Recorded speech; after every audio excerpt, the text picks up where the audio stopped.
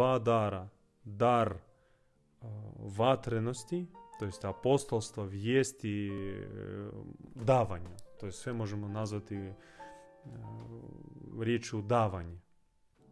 A drugi dar je dar mudrosti, dar premudrosti.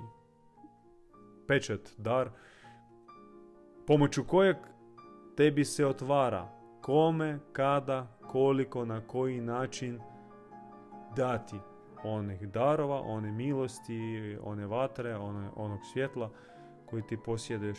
I ne treba se brinuti za to što će se dogoditi, bit će li iskušen. Naravno da će biti. Ali postoji premudrost, postoji plan premudrosti.